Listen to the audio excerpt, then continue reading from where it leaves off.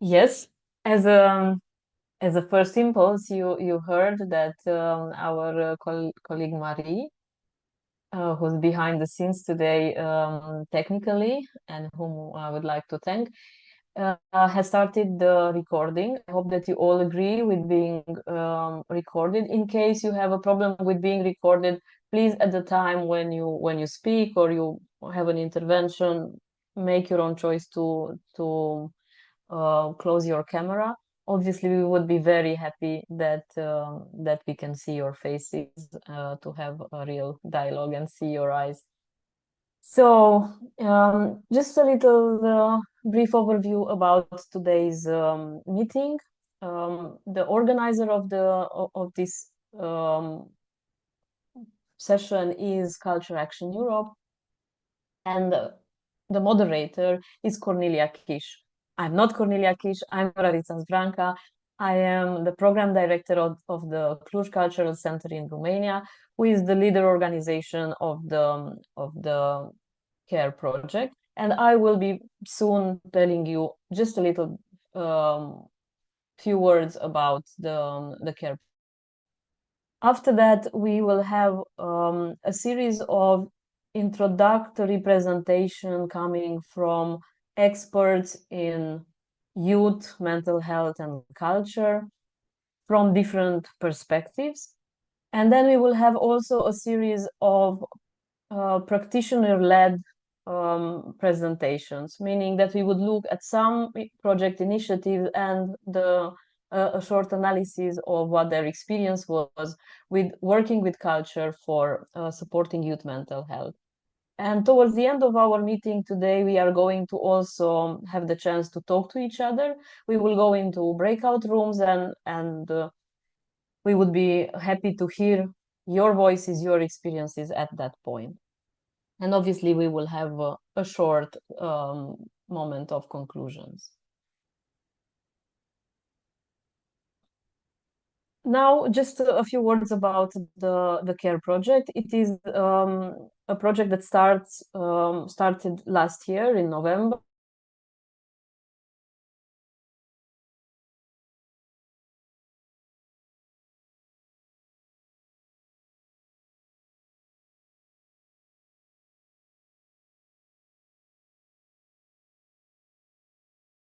To increase mental health and well-being through arts engagement.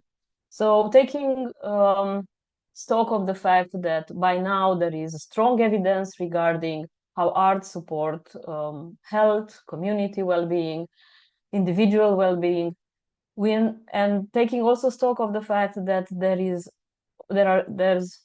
a huge diversity of initiatives piloting different types of interventions throughout Europe, we are now trying to see how can we reach scale with this type of initiatives. And the discussion today is dedicated to one of the topics that the project is going to be focused on. Who are the partners of this consortium? You see them on the screen. Besides the Cluj Cultural Center, Culture Action Europe, European Festivals Association, Other Dimension Partnership on Culture, Arts for Health Austria, Asociația in Slovenia, Bozar in Brussels, and another list of associated partners. The project itself has the roots in a number of previous initiatives exploring the connection between culture and health, and primarily in the Culture for Health initiative that has been running in 2020, 2022, and whose main outcome was the Culture for Health report. With this QR, you are able to reach the link to download the Culture for Health report.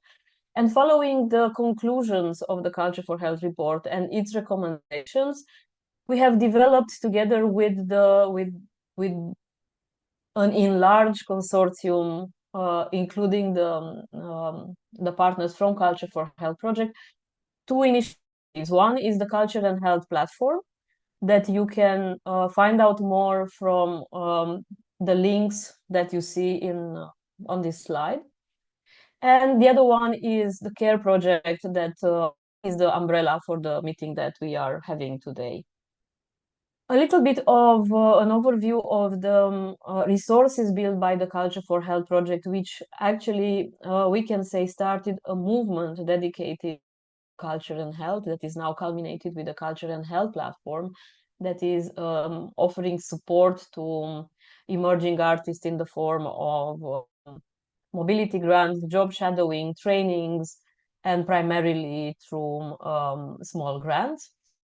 These resources are the Culture for Health report, a policy brief developed together with the World Health Organization on how to support the mental well-being of forcibly displaced people through the arts, mapping of over 800 initiatives on arts and health throughout the world, and also a compendium with best practices and some suggestions on how culture and health initiatives could be implemented.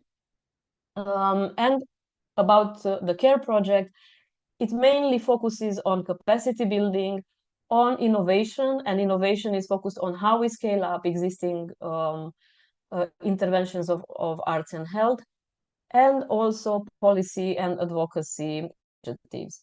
And the main topics that we are focused on are youth mental health, work-related well-being, and culture on prescription.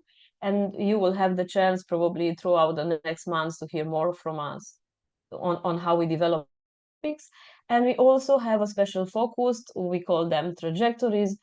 We have festival care trajectory coordinated by the European Festivals Associations, taking a long-term time for reflection among festivals on how they can integrate their artistic approaches for the well-being of their community, and also a trajectory dedicated to how do we take care of the health and the well-being and the fair working conditions of the culture workers.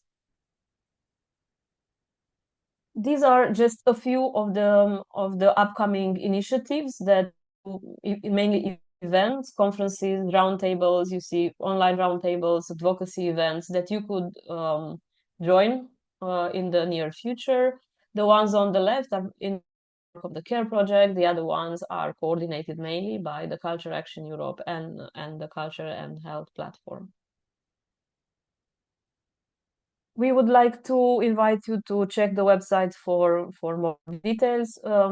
With a short note, the CARE website is in construction. It is going to be available in a month or so. I am now handing over to Cornelia Kish, who will be the host of our meeting for the rest of the day. Yes, thank you very much. Welcome everybody, also from my side.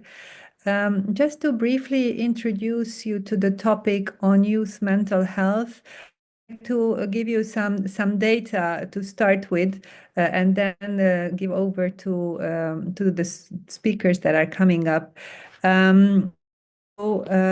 Basically, mental health and well-being of adolescents is in a decline. Anxiety and depression amongst under 20-year-olds increased about 20% between 2018 and 2022. And suicide is the second leading cause of death among young people aged 15 to 29 in the EU countries. 1 in 7 children and adolescents experience a mental health condition, and 1 in 4 girls at the age of 15 report feeling lonely. Meanwhile, 1 in 5 adolescents report that they have a lack of support from either their family or friends. So the situation is really worrying, let's say, or even more. There is a youth mental health crisis, and there are lots of talks also within the EU institutions about this topic. And I think in 2022, we the Voices of Culture discussion on how culture can contribute to youth mental health, where Edith Perez, who is our first speaker, was contributing and one of the leaders of the the report. So I'd like to give over the word to Edith now. Thank you so much. Thank you, Cornelia. I'm going to share screen.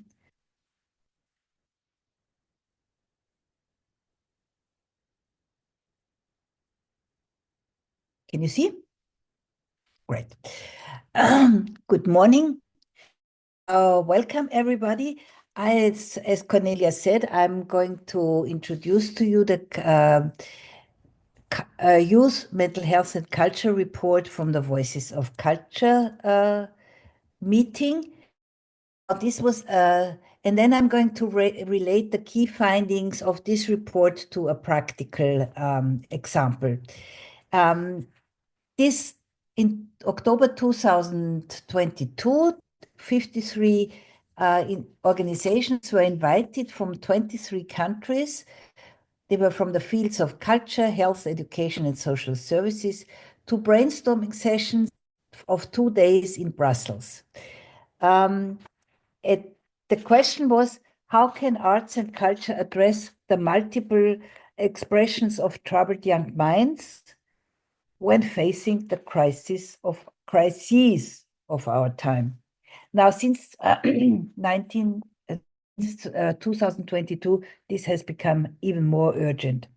Well, over 2 days, we discussed these topics, and I had the privilege to co-edit the report with Annalisa Cicciacchia, and it was presented in January 2023 to the members of the European Commission. Some of our speakers have also been part of this discussion project, like Shaheen and Nick, of whom you will hear later on. The key takeaways from this brainstorming session were: what works for youth? Involve them, engage them, create a safe space which is non-competitive, non-judgmental, let them co-lead, involve them. This can be a co-creation, like a co-production at the end, but it can also be the co-creation of the process. It very much depends on the context you're realizing your projects in. Give the young people also a choice of personal preferences. This is important for them to feel empowerment and also to feel as part of the project. On the policy level, we came to the conclusion that there should be smaller grants for youth-led projects with less paperwork and less bureaucracy from the EU level, and maybe Shaheen will say more about this. He's the next speaker. Now, the conditions, the facilitator matters. I mean, the facilitator really is at the center of this process, and for most parts, it will be an artist. Now, this artist should understand the underlying factors of the ecosystem of young people and their circle of influence. These are caregivers in families, supporters, friends, schools, communities, and increasingly online communities. As a facilitator, you should provide easy and inclusive access to those most at risk, take an integrated, multidimensional and cross-sectoral approach, respect ethical and quality standards, and again, on a structural level, move from a project-by-project method to long-term structural cooperation. If you have the luck to be able to pair with an institution or try to realize your projects in the framework of culture-based social prescribing. I guess also on this topic, we will have a contribution this morning. Now, I would like to relate these findings to a project we did in Vienna, Arts for Health Austria. It was a dance film project with young people, just over 15, who had just arrived in Austria. They might have come via one of the refugee routes, maybe on their own, or they might have recently joined their family in Vienna. In any case, they have been propelled into a completely new environment, have no knowledge of the language or the culture, don't have friends here probably. Some of them may be even illiterate. Their peers are from a number of different countries, which makes it really difficult to connect. I do not think that we need a medical diagnosis here to confirm the stress on their mental health. Legally, they are beyond compulsory school age because they are over 15, but there is a school that provides a curriculum for them with a special focus on learning the language. And this school invited us to do a dance project. And we worked with the young people for over a period of 6 months with weekly sessions of 3 hours.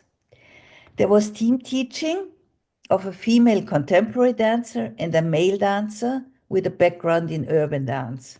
The result was a performance for the peers at school. I have a short video which I would like to show you.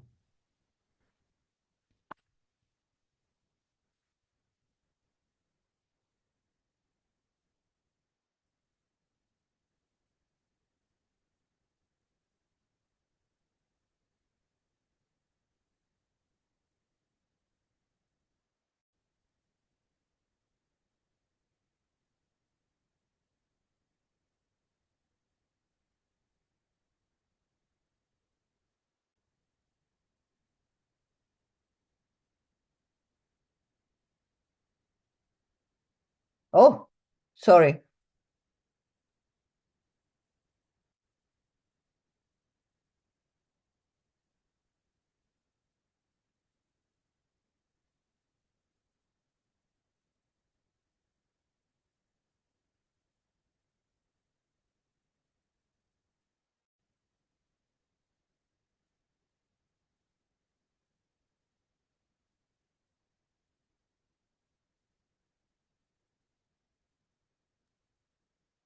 Just to let you know that we do not hear the sound.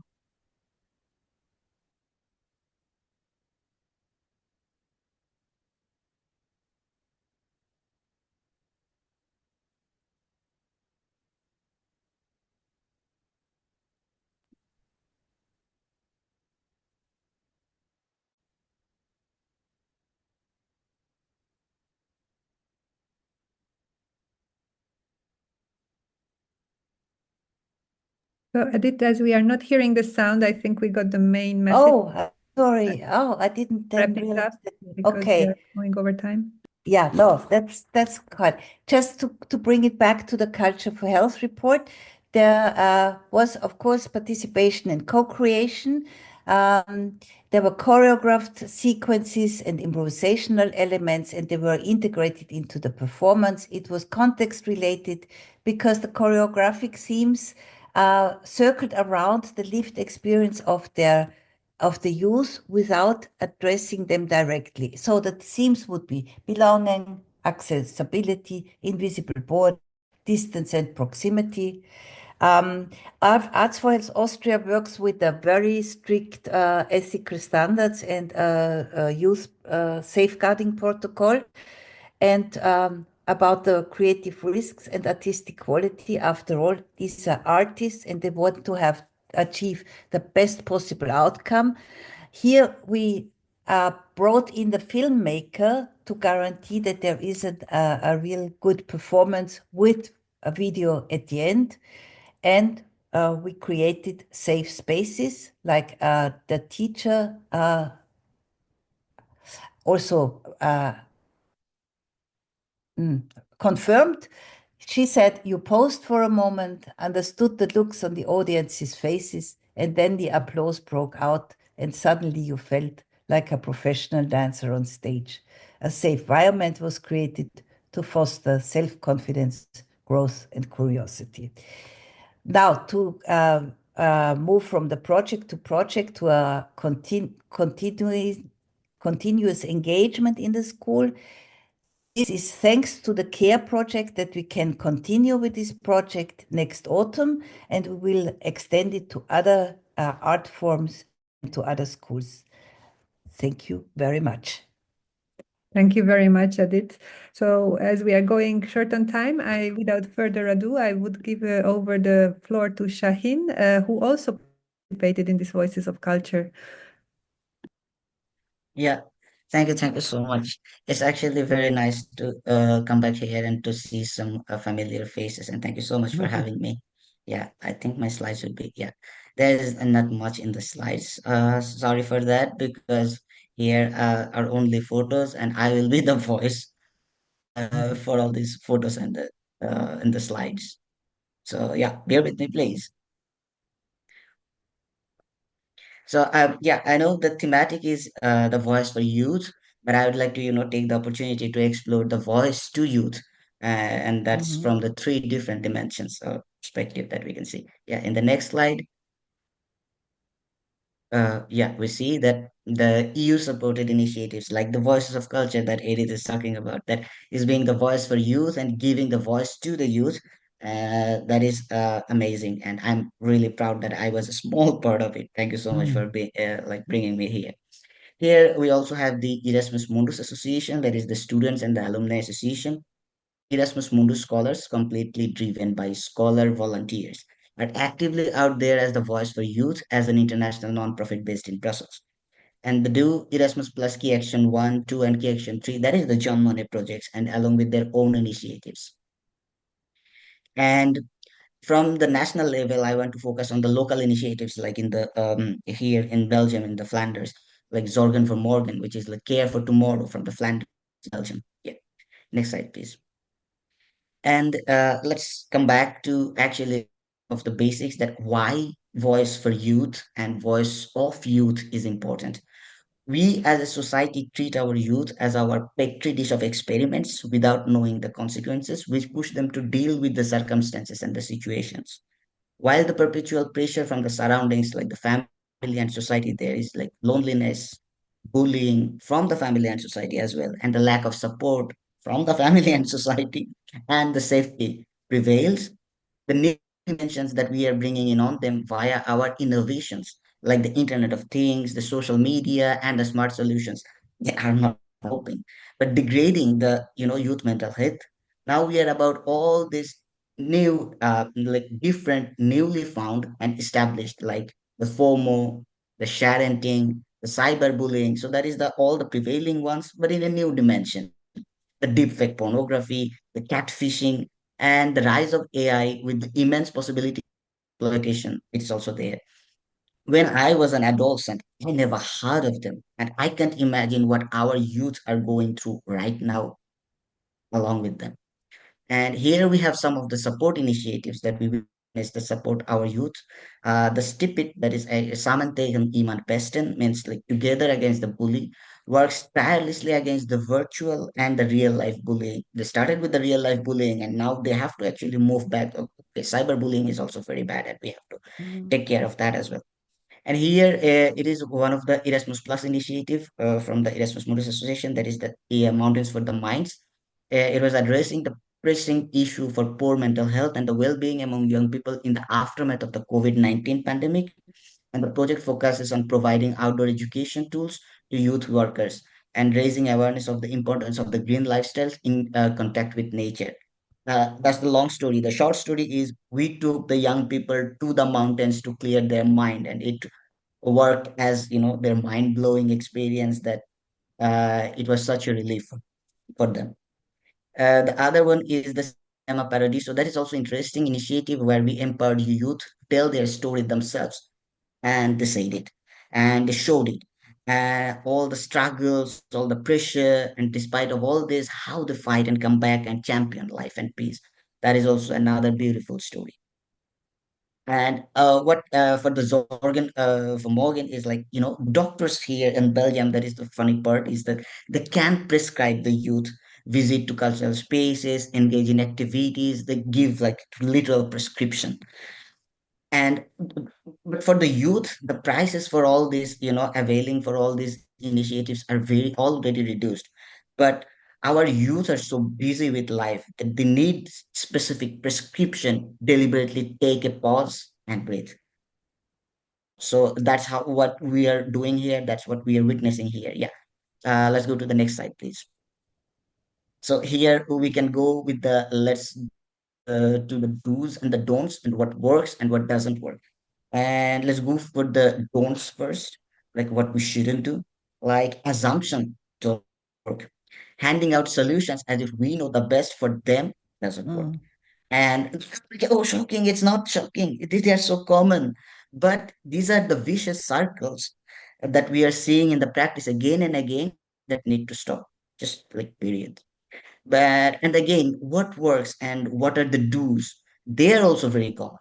Listening to them works, supporting them works, giving them the space and the sense of security works, storytelling, the community building, the friendships, the games, and they still all work. And that's also like, yeah, mind blowing. These are the very common things. But these are the things what we need to innovate is to deliver all these bare minimum and common things to them in a safe and assuring way. That's all the initiatives are all about. Simple, effective, but so common that we feel overwhelmed with the mundane. That it's still common, it's so easy, why it's not happening. Because we are thinking it about more complexly. But let's do all our initiatives in an innovative way, but do all these common things. And we need to win their trust back on us. And that's big responsibility for us. And but the key is very simple. Voice for the youth and the voice to the youth. Thank you so much. Thank you so much. I think these do's and don'ts at the end really, really were so crisp and clear. And yeah, I really appreciate your input on this as well. Next, we move to Sunita Pandya, who is from the National Academy for Social Prescribing in the UK, to see how UK has been dealing with this topic. Sunita, the floor is yours. Thanks very much. Hello, everyone. Lovely to meet you. Lovely to see you. So my name's Sunita Pandya Malik, and I am the Cultural and Philanthropy Associate for the National Academy for Social Prescribing. My background, though, is predominantly arts and culture. So I started off my career as the PA to the directors at the National Theatre in this country. I always say it was a little bit like Devil Wears Prada, but without a lot of steak and coats being thrown. It was brilliant. I worked on the first War Horse, I worked on History Boys, and then I went on to be programmer and producer at Battersea Arts Centre, Sadler's Wells. I ran a participatory theatre company in Cornwall, and then my sort of biggest job in arts was really 7.5 years as executive director at South Bank Centre. After that, I then pivoted to be the Chief Operating Officer for the National Academy for Social Prescribing. I'm sure you all know what social prescribing is, but it's the idea that 1 in 5 GP appointments are not biomedical, so they're to do with social isolation, loneliness, debt, housing, and arts and culture and heritage. We put them together, 3 together. Arts, culture, and heritage is a pillar or a theme for social prescribing here in England. So I'm going to talk, I'm afraid I don't have any slides, so I'm going to talk a little bit about the work we've done at NAS, but also some of the work that I've been doing myself. So the first thing when we think about children and young people, the example I'm going to give is I'm currently working on a project with South Bank Centre as part of my consultancy. But one of the greatest needs we're finding in the United Kingdom is obviously mental health and CYP. To give you an example, in southeast London alone, which makes up sort of there's 7 boroughs in southeast London, there are 11,000 children on the waiting list to be seen by a clinician, of which that you will have to wait a year to be seen by a clinician minimum at the moment. So what we know, and certainly for what we call global majority group, so by global majority I mean Black, Asian, ethnic minorities, certainly for children and young people in that space, they find accessing any kind of formal health services very disengaging and disempowering. I think some of these words are you will have heard before from other presentations. Oh, and Clara's here. Hi, Clara, good to see you. It's always nice when you see colleague friends on calls.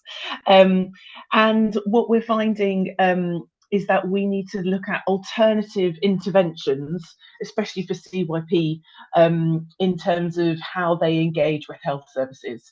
And arts and culture are to be seen as one of the go-to sectors. What we do know, as we are developing a programme with CYP, and I will put in the chat after this the latest report that NASP has issued around social prescribing and children and young people, is, and I think other people have mentioned this, it's got to be authentic. So it's got to be the genuine voices from those young people. So that means when we talk about co-design with young people, they've got to be in from the very beginning. What we have to avoid is people like me and other senior management people going, I think we know what they want, or what about this, what about that. We can put the infrastructure in, we can absolutely pull the resources in, and we can absolutely make sure that we know whose doors we should be knocking onto. But it's young people, it's those lived experience voices that have to be at the heart of what we do. So to give you an example, some of the work that I've done with various arts organisations is you always have a youth advisory board. That youth advisory board come from either young people with that lived experience, or they come from local, hyper-local community groups who work with those young people on a day-to-day basis. They work with them. They're sort of what we call on the cold face of that. So you have to have that youth advisory group or that youth advisory board are really important, because they're there to offer insights, reflections, test ideas with, but also understand what puts them off, right? What puts them off engaging with health services to help them with their physical and mental health. And one of the terms we've heard is from young people is, I can't go into another room with plastic chairs. Now that seems really simple, but actually most clinical spaces are 4 walls, very white walls, no artwork or no, maybe not even any natural light. There is some plastic chairs and a horrible table. There's nothing in there which feels welcoming or safe or empathetic, or that it feels like it's a space that a young person could be vulnerable and open up in. So what we've heard is, let's not have more plastic chairs. We need an alternative to the blue plastic chairs. They're specifically blue plastic chairs, by the way, we've been told by the young people. So there's something, like I said, firstly around authentic voice, and making sure that authentic voice isn't just at one point. It's got to be a through line in the whole process of what you're doing. So you always keep coming back to these young people and testing those ideas and having them as valid and important allies in the work that you're doing. The second element, and I think some of the colleagues who spoke before talked about this, is about creating a space that the young people see an echo of themselves. So when I do work around equality, diversity and inclusion, I add the B for belonging. A young person will want to see where they belong. So they will want to see the echo of themselves. So for example, again, the example is, I live in South London. South East London is predominantly global majority. So like I said, it's predominantly Black or Asian. Most of the young people we'll be working with are most likely to be Black. Yet, therefore, we need to think, they want to see artists, they want to see clinicians who look like them, who have a cultural understanding of them. It's really difficult to see somebody who looks completely different from your world and then feel like you're going to offer up something very vulnerable in the way that you're doing that. So again, what I would say to you is, it's not just about the authentic voices, but it's about the authentic infrastructure that's around them, and to be able to see the people that they're going to be working with.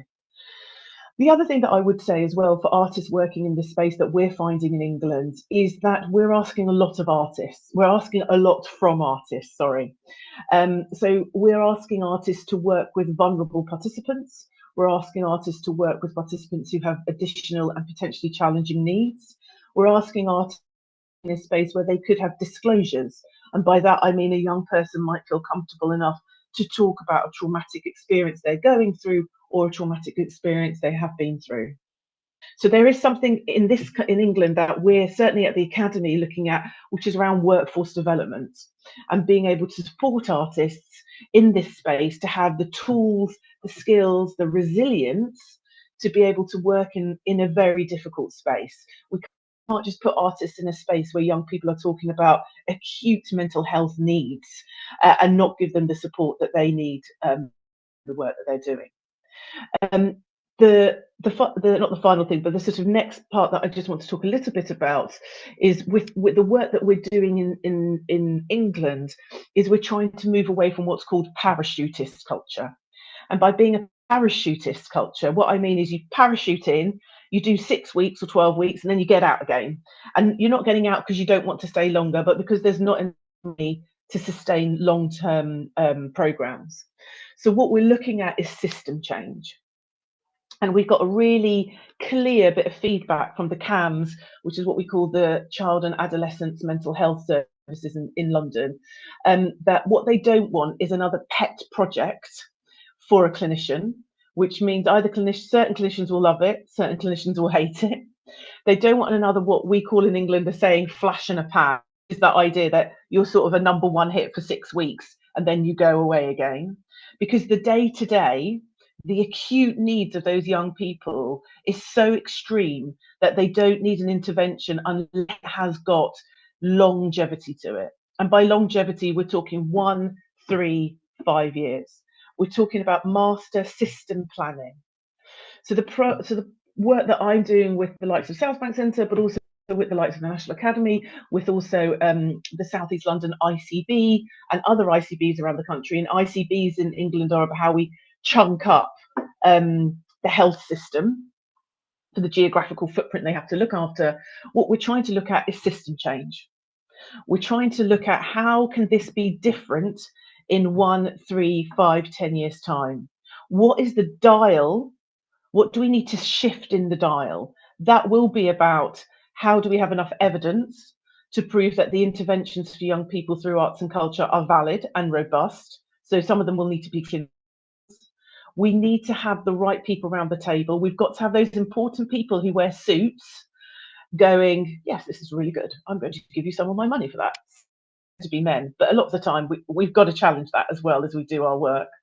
And then we've also, in that system change, got to look at the community, and we've got to look at the community fabric. And arts organisations and artists are absolutely part of that community fabric, because health starts at home. In this country, we go to the hospital when you're broken. So health starts at home, and that home is your community. And about those arts organisations in those hyper-local communities providing, in effect, being almost like community health clubs.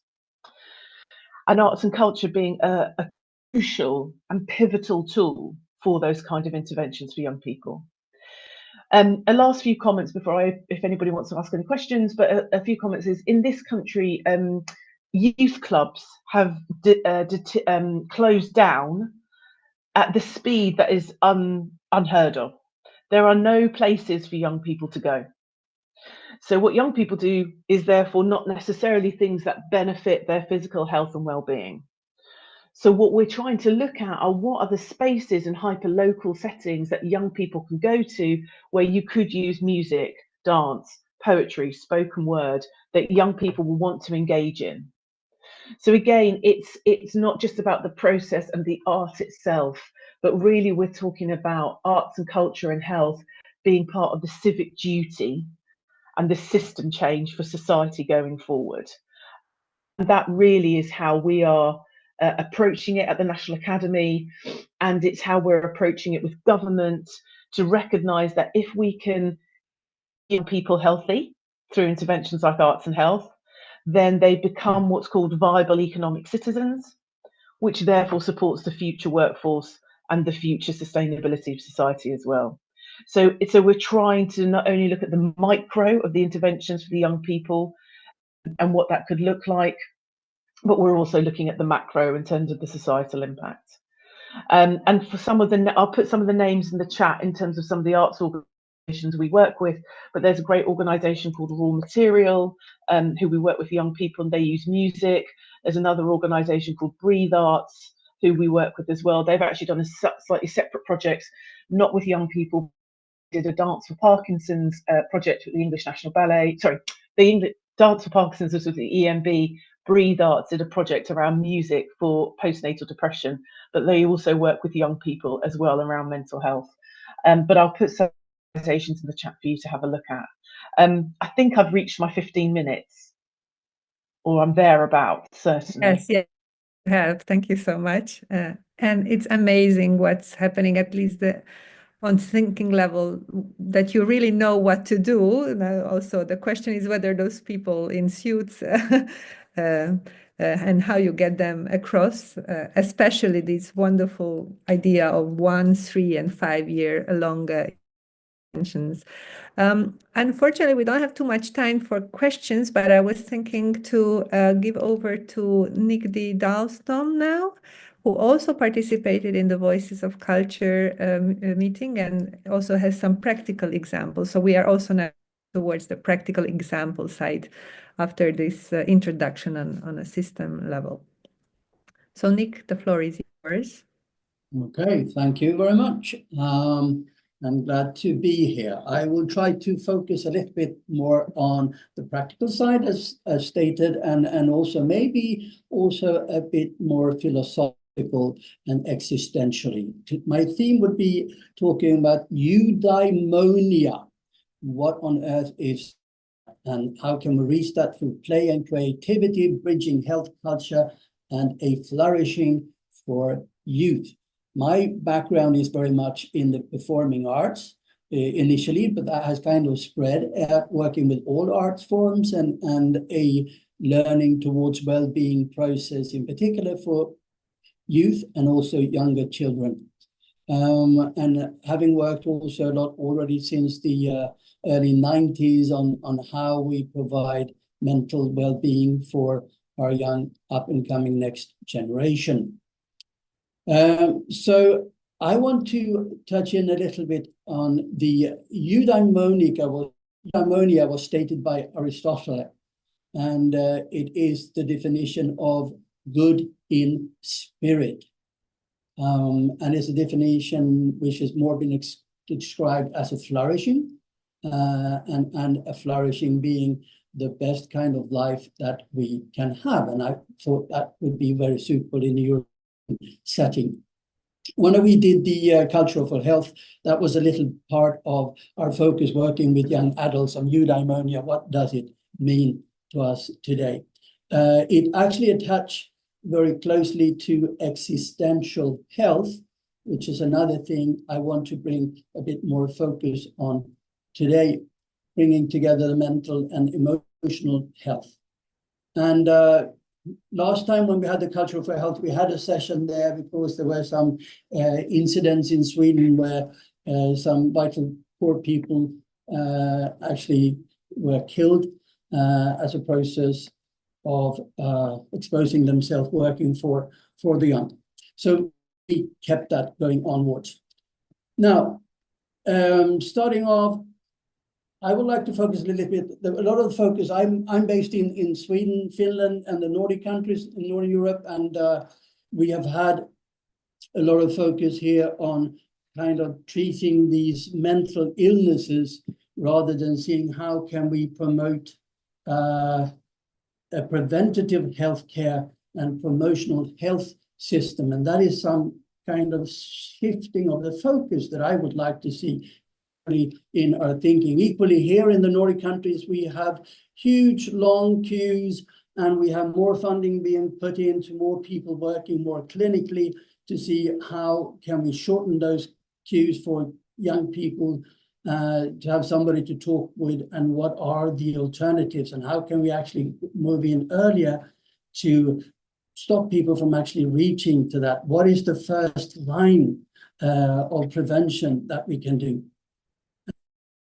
Me being a storyteller, I would very much like to flag for the concept of healing story in different ways as a tool for building an inner compass to help youth navigate both the past and feel okay in the present, and not have fear for the future. And healing stories is a good tool to doing that. Another thing with the image I want to mention as a conceptual idea is how can we produce and provide for our young kids what I call a dream finder. A dream finder, not to confuse that with a dream catcher. A dream catcher is used during nighttime to take away the bad dreams and give us the good dreams and to savor that. But a dream catcher is something that we bring along at daytime as a concept to find hope and ideas for the future and how to fit in with that myself. So, as said, my background is play as a foundation, because how do we provide the space for play, and that fosters into creativity, which is a great need for survival as we move forward into youth. I'm going to share a few practical examples that I have been working with, and I will start with something that we work a lot with social and emotional development. I have worked much in the third sector, like the civic sector, and how we can interplay with the public sector and those who are more clinically working in healthcare or at schools. Also try to see how we can merge when we look at the existential health, the spiritual health with the physical health. And here we see a lot of new conferences and meeting between people working like in churches and schools to find a common pathway, to find an existential platform for young people to believe in the future. Now, something we have worked is something I called triangle drama. So triangle drama has been a process that we have used in many settings, where basically in order to let young people speak for themselves and share their own stories and their own challenges, you partner up people 3 by 3 and 2 triplets. So we will have 2 triplets working as a team.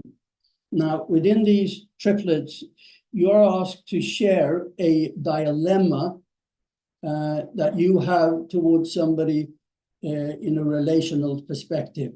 And that is very often a friend or a family member. And when we scale that, we say, don't do it like from a scale to 1 to 10. You don't want to be on 8, 9, or 10, but somewhere which is manageable and that you feel safe to share as a dilemma. And then these 3 people will share this dilemma of something and somebody they have a personal challenge with, and decide what is the one story that we're going to work with to start off with. And then that person becomes the owner of the story and is sharing the dilemma in this triple group. And then the second person becomes the opponent. What is the other side of the story? Who is the person? If it is an issue I have with my dad, then that person is going to step into the shoes of being the dad and taking the perspective of dad's point of view. And the third person will be intermediating, listening to both stories and try to come up with a solution for this issue. This is the first round, and then we swap. So now we move 1 step, meaning that the owner of the story will now sit in dad's seat and try to understand and explain what I think that this is dad's story, and I want to add my feeling of what dad thinks about the things that I have done, and then the other person we will have a second round of intermediating and ideas of what to do with this concept. We turn around again, a third round, and now the person owning the story can sit and listen to the story between my story and my dad's story. And I already have 2 ideas on how to intermediate with that. And now I can come up with ideas to say, what do I think that I could do? Because I can't change my dad, but I could potentially change myself in this, and understanding the other story, what could I do? When this has been done, the owner moved back to his own chair And now we come together and discuss how could we present this in a small drama for the other triplet. And in doing so, then we have fun, we dramatize, and we play that story towards the other group. And now the other group can come back to us and come up with some ideas on how to deal with this situation. And this kind of is a progression. I'm going a little bit into detail here, but just to give you one idea how we try to work their own stories and to empower them to solve and find solutions themselves. And already having worked, if you can laugh at a challenge, it's already has gone down from, let's say I stepped in feeling this is in number 7 as a challenge. Now I moved down maybe to 4 because it wasn't so dangerous when we actually played and had fun with it. And I have some ideas on how to proceed with that. Okay, I'm just going to take 2 seconds. Sorry, you just need to have a little water. 2 seconds.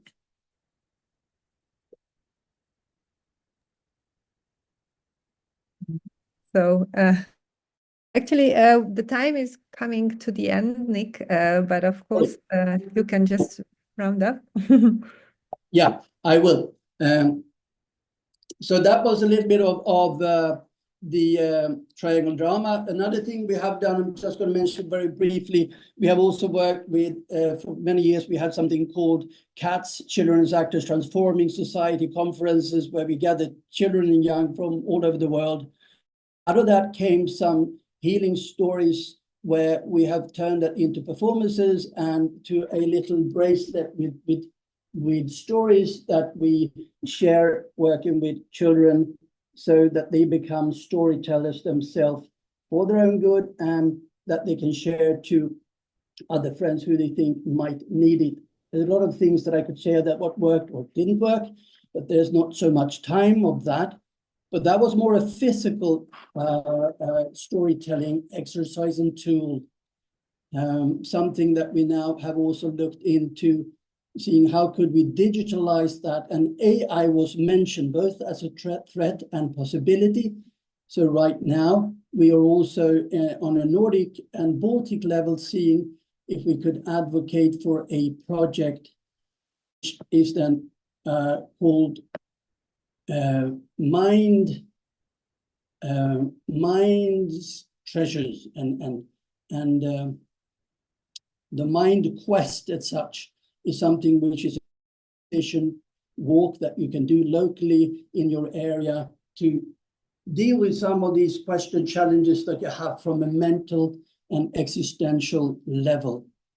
And here we are looking at other partners who would be interested in health, culture, and young people, but with an AI implemented support on geolocated, let's call them pilgrim walks or for strengthening inner self. Okay. That's that's it. A little narrative on that, and with the wish of just pushing forward the idea of eudaimonia, a flourishing of young people's health. Thank you. Well, Nick will be also in the breakout room, so there is actually more time to discuss on what works, what doesn't work, and also I found this geolocation project very interesting. How actually it's you know it's storytelling, but still it's connecting to space as well and other non-digital environments. I'd like to move to our next presentation, please, from Alice Iliescu and Anna Maria Tomiuk, who are both working on the University of Art and Design in Cluj-Napoca, Romania. The floor is yours. Thank you all. I'm Alice Iliescu. I'm here with Anna Maria. We are part of RTV Story, and we want to share with you visual stories in non-formal education as a tool for analyzing youth perception, and we try to find out how to construct outside the box a non-formal way of working in different contexts with the youth, using comics, urban comics, adventure art, and try to activate the imaginary and find out the youth problems and try with them co-working and how to solve them. We are a community of artists, curators, researchers, and other professionals in interdisciplinary areas, working together for social engagement and expressing mainly in comics and sequential, and engaging contemporary art forms or discourses in each program, each initiative. We use creative methods, both tool for social representation and as a catalyst and activator for community imaginary, using in discursive exhibitions and participatory contexts. Also, we mainly focus on and work with youth generation and creative narrative context-based collaborative and dynamic practice for conducting researches in urban spaces. Also, we find out wishes and will of youth each time when we address them in comics and in participatory installation, as we see in the image. Also, how we work, we have a lot of direction, but now we focus on how we support youth in exploring and expressing their thoughts, emotions, and concern through activating their imaginary, create safe spaces where youth people can feel free to express themselves without fear and judgment. Our practice is based on interactive methods, from visual art and storytelling to installation that provoke reflection, dialogue, stimulating the development of creativity and critical thinking, because we are sure this is very important to start communicating, engaging them, and construct with them a critical thinking. We provide an alternative method of data collection based on creativity and storytelling, on non-formal education methods in school education context, workshop in universities context, workshop in urban and rural schools, and also each exhibition context we engage cultural mediation and context where to meet, to explore, and to construct outside their houses and their family care spaces, safe spaces outside in the community, in the cities, in the museum, galleries, or other places where we met youth and start create discourses with them. Ana Maria? Okay, so I will follow with a series of examples that we have been doing for about 2 years or 3 years now. I'm just focusing on 4 of them. A series of workshops followed by exhibitions, or exhibitions that led to workshops. So we are kind of working with our professional artists, but also engaging the young audiences. So we have the Voices of Youth, Rural Stories and Urban Comics, Effective Cartographies, and talks, which have been a mingle between exhibitions and workshops. The first one that I mentioned, the Voices of Youth, has been an exhibition which was a consequence of a different exhibition that we had made, of our first exhibition, which was called Imagining Futures.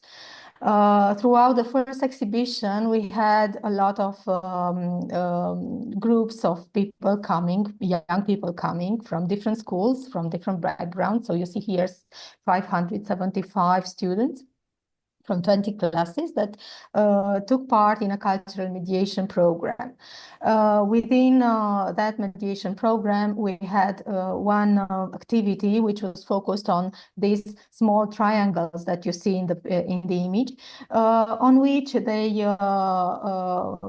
were supposed, I mean, they were invited actually to talk about their issues, about their problems, about their situations. And we gathered a very nice and important data that we had worked on as a basis of this second exhibition, which was called Voices of Youth. So as you can see, most of them were discussing their traumatic experiences, taking in consideration that they were very, very young. The oldest were around 17, so this data made us ask a lot of questions about their vulnerabilities, about their emotions, about their state of mind, and of course about their mental health. The second exhibition actually was imagined as a playground for them, as an interactive experience, a discussion space on different problems, and also a creative explorations of the solutions that they provide to these problems. So you can see here just a small piece of that exhibition, but it also brought us a series of data that we will follow in different artistic contexts.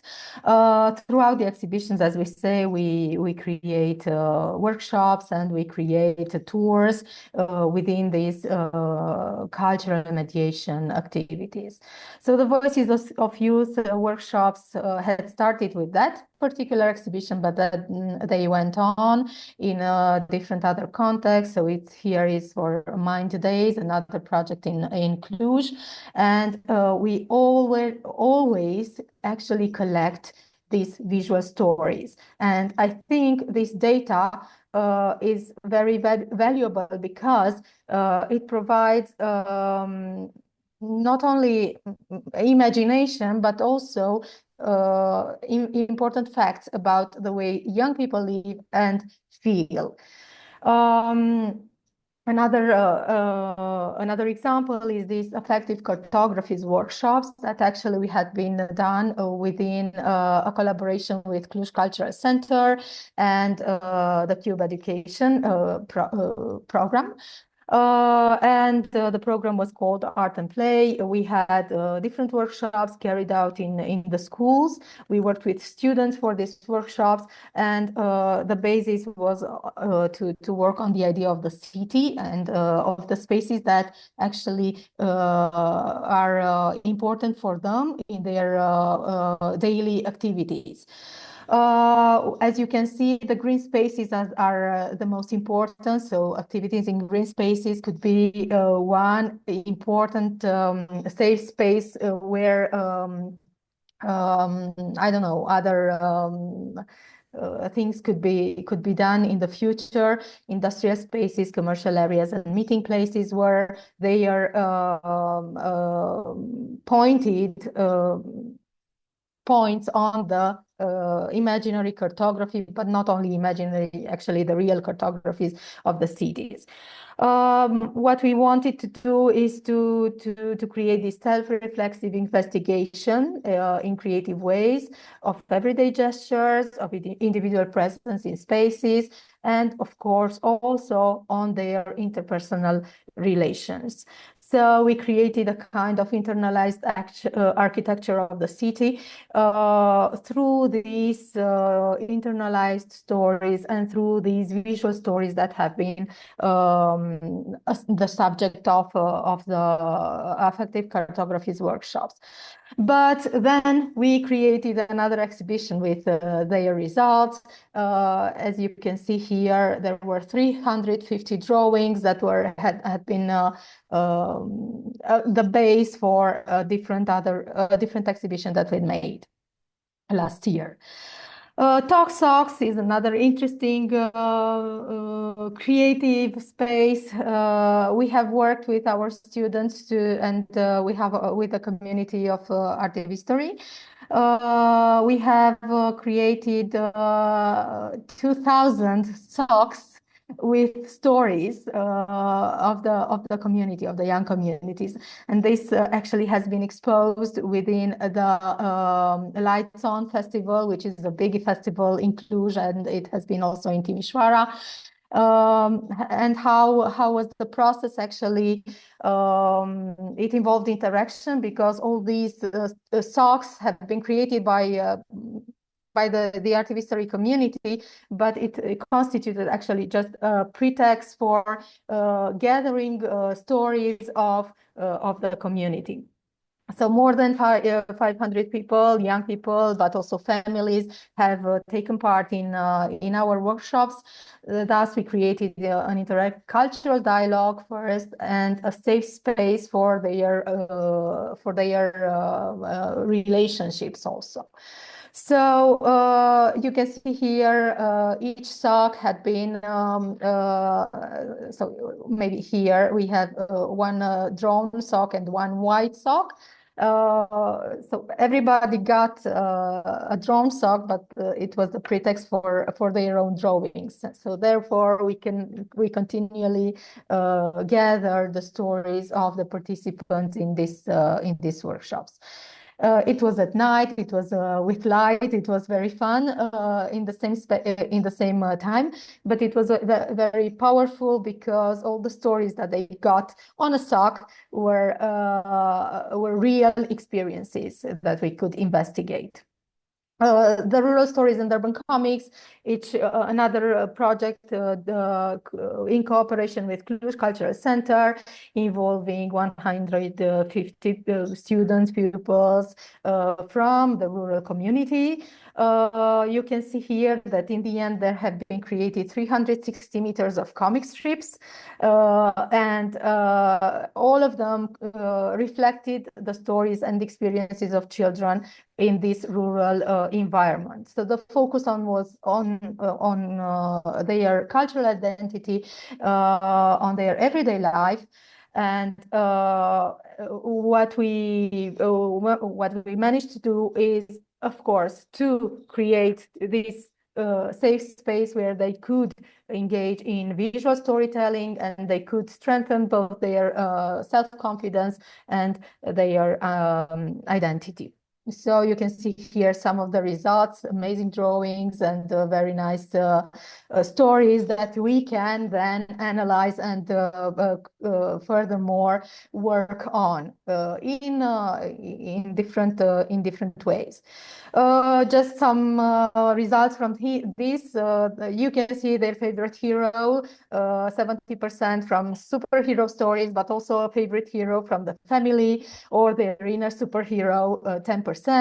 You can see that their favorite object is either a toy or a phone or the tablet, which means that we are in this now digital area, but the phone and the tablet are important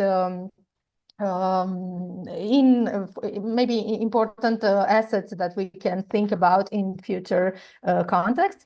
When we talked about the space, the locality about the place, 80% of them chose their own house. And as favorite activities, you can see game with friends, 40% football, but also alone in the yard or with their favorite pet in 20%.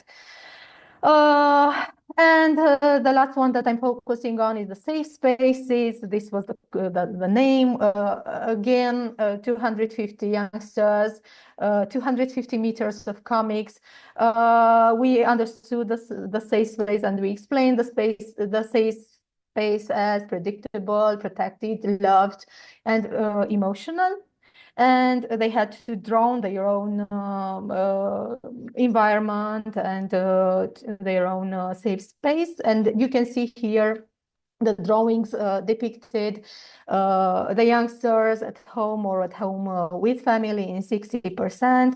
In what were they doing? They were reading with parents, they were cooking with parents, they were playing board games with siblings and parents, or they were doing homework with their parents. Then 10% said that their safe space is in some favorite food or in some comfort, so they found comfort in food. Others, like 20% mostly, they said that it's at home, the safe space is at home, 3.6 in bed alone, 12% playing on tablet or doing homework also, and in bed doing this, and 4% sleeping or dreaming. Outside the home, there were 20%, and other activities that you can see: drawing at school, the tree house, which was very nice, as their safe space, the playground, in the country, on the hill, in the forest, with the pets, or even feeling safe with the care of an angel or of God.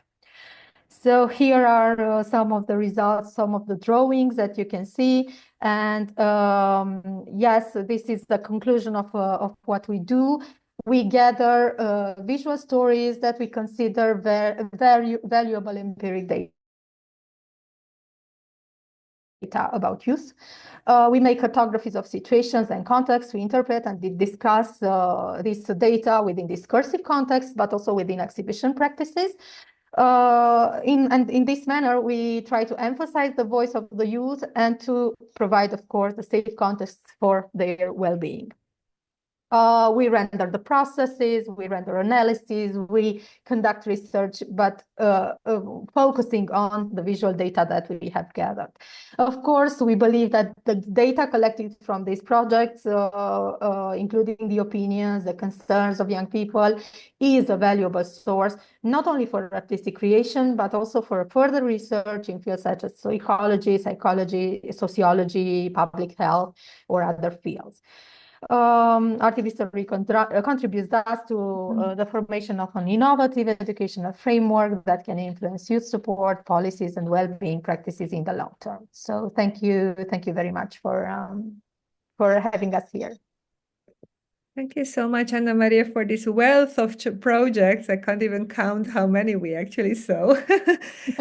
I think the discussions can continue in the breakout rooms very soon, because I think I hope some of you can stay there.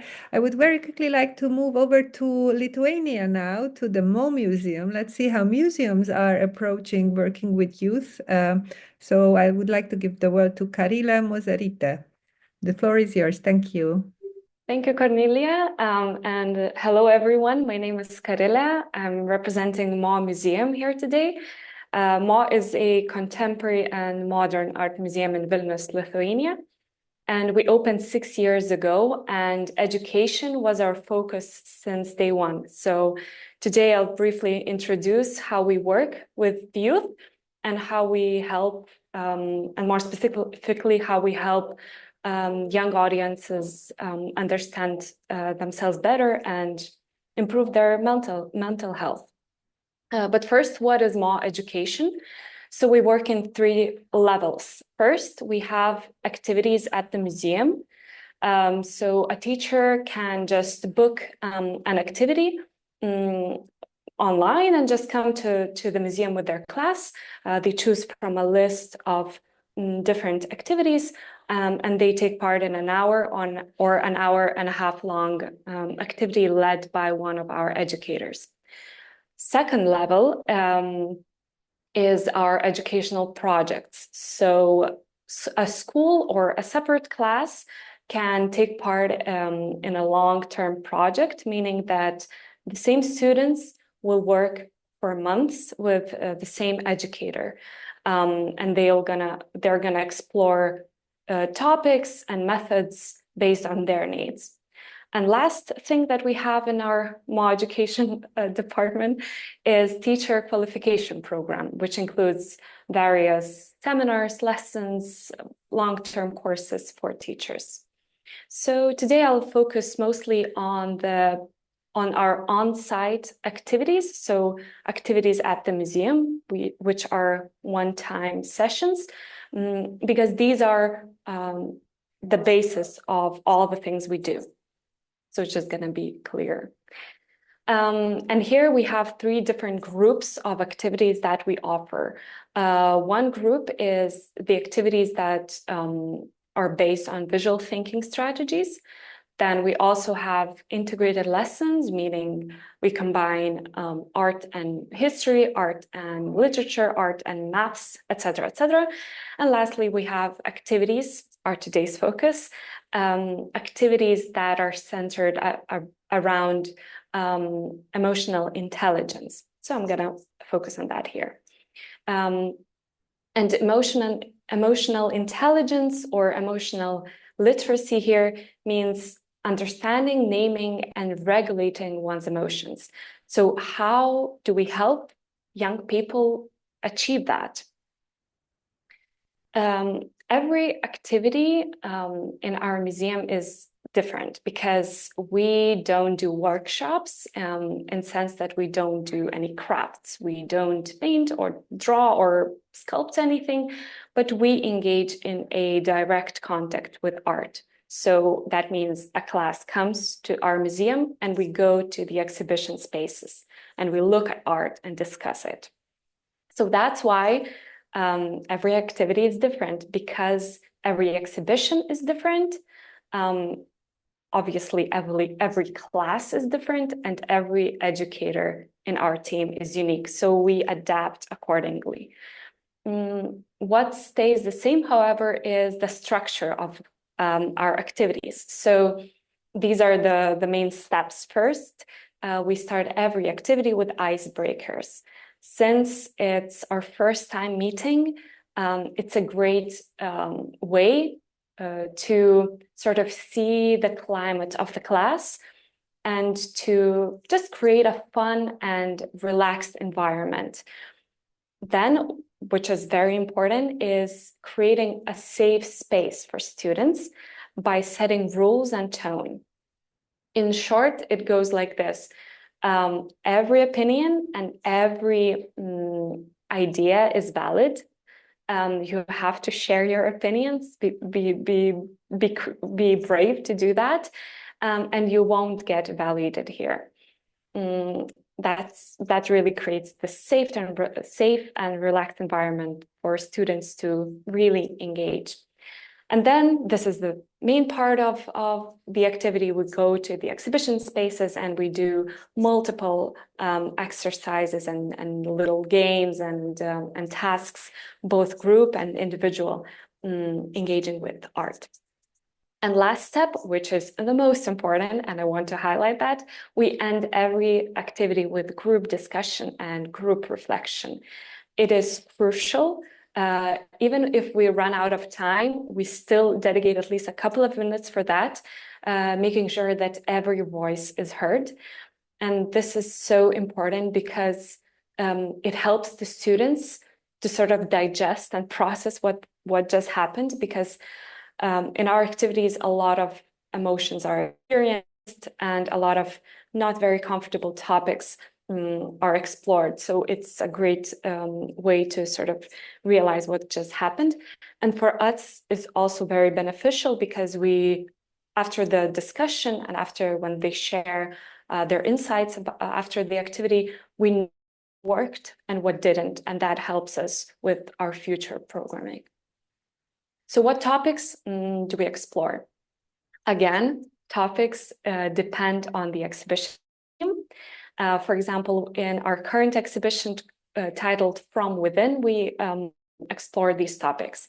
So we introduce students to Carl Gustav Jung theory of personalities. So we talk about ego, persona, shadow, etc., and we try to find similarities in artworks and to sort of connect those things with the exhibition space. Then we talk about our roles, what roles we play, what we decide to hide, or what makes us us, when we feel the most authentic. Then we talk and try to understand our feelings and emotions, where we feel our emotions, and how do we regulate them? Do we show our emotions or do we hide them? And why? What are the reasons? It's also a great moment for us to talk about how overwhelming it might feel to feel too many emotions at the same time, or to feel none. And we don't shy away. And here we take a pause and talk about suicide as well, because Lithuania, according to some reports, Lithuania has one of the highest suicide rates, teenage suicide rates in Europe. So we talk about that, and we talk about where to seek help as well. Then we go and talk about our bodies, because teenagers tend to compare themselves to the others and tend to have many insecurities. So it's also a great moment for us to speak about self-acceptance.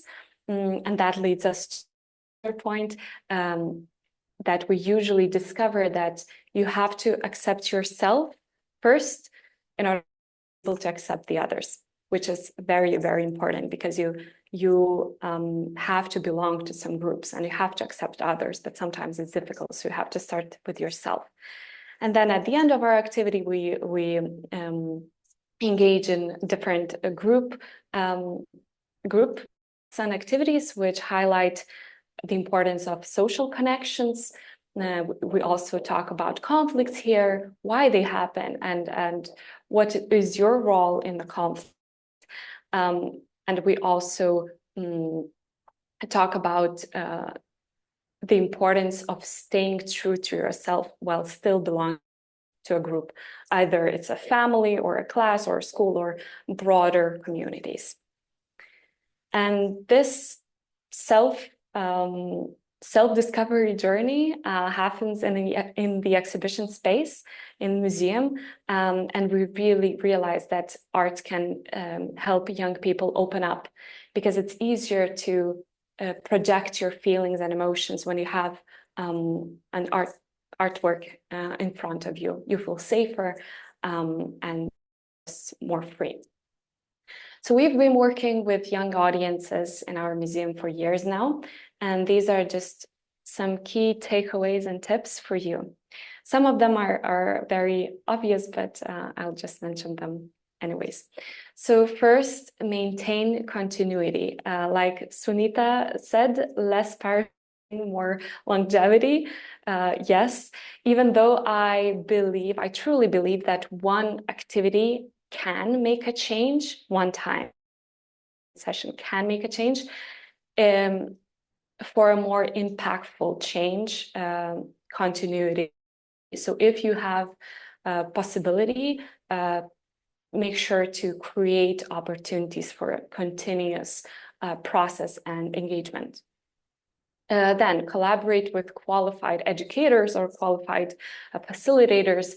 For example, in our museum, we have a huge team of educators and a huge amount of activities. But the activities that are related to emotional intelligence are led and held only by our educators who are psychologists. So that gives quality and credibility as well. Then consult mental health professionals. If something unexpected happens or something difficult happens, if you find yourself in a very difficult situation, reach out for guidance. We've had so many great discussions with volunteers from emotional support centers, etc. So it's really beneficial. Create space for group reflection. I've already mentioned that a couple of times. When you're doing something with a group, if that's a one-time longer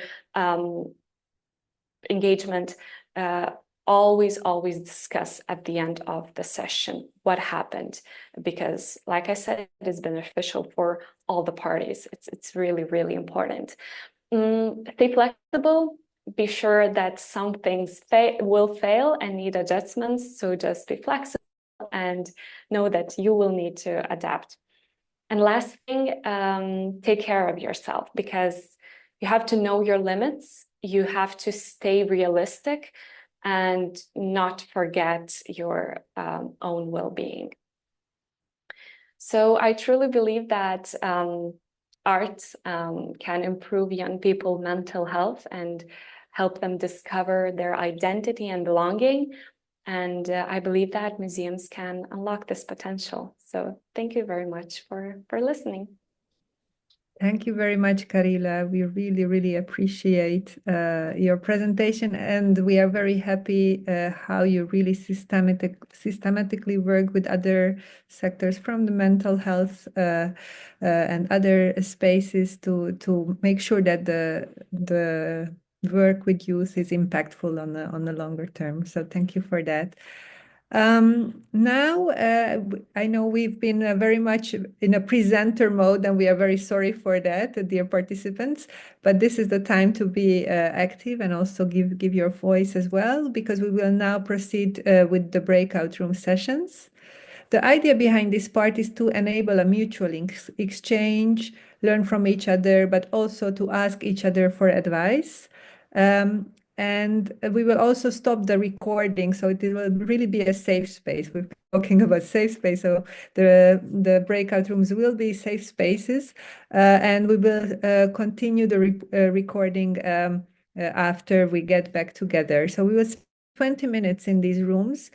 And please think about the fact that we actually will really use also the discussions and the rich input that you can provide during these breakout room sessions, because we are working towards writing a position paper on youth mental health and culture around November 2025. So people who will be facilitators in the breakout rooms will be taking notes and bringing on board the good ideas. So we are really interested in these 20 minutes.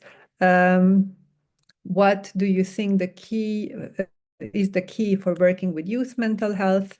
And this can be also split in two sub-questions.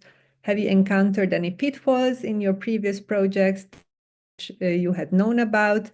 And would you have some advice for the others? So the idea also here is not to reinvent the wheel, each one of us, but learn and already start from a higher level in our next projects. Each breakout room will be moderated by one artist and or a care project representative. So we have rooms called Raritza, Claudia, Edith, Anna, Marie, and myself in those rooms.